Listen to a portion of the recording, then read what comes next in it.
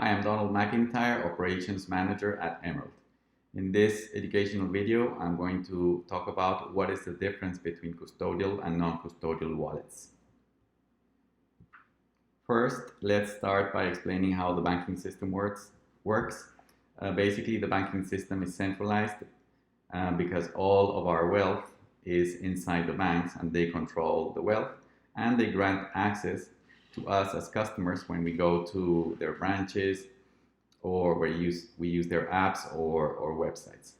But in essence, it's a centralized system because they control, because providers have custody of wealth and grant access to owners.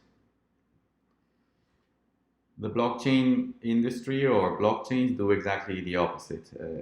If the owners have their private keys, then they have control of their assets on the blockchain. These assets can be stable coins, NFTs, cryptocurrencies, etc.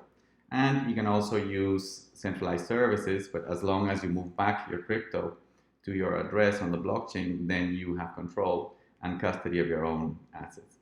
So on blockchain, owners have custody of wealth and use any providers they want.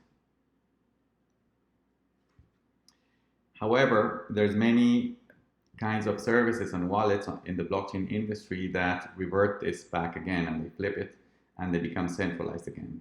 For example, exchanges or custodial wallets where they keep the private keys. If they have the keys, then they, in a way, are the owners of the assets and they grant access to you through their apps and websites and stuff like that. But they have the custody, in essence, and therefore they become centralized services again. However, there's many services and ways of wallet services that are non-custodial, where owners have custody of wealth and use any providers. But the critical point here is that as an owner, you have the private key through the wallets and you control your assets and nobody else has access to those assets.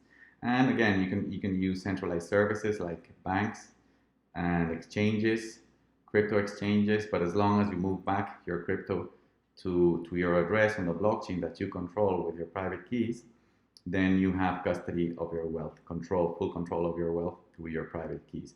And the wealth is under the addresses on the blockchains. And you can use any dApps or any stable coins, DAOs, staking. You can use all the financial services, even gaming, any other services on the blockchain, but you will always have key control of your assets. Emerald in particular, we are a non-custodial wallet. We will never have control of private keys.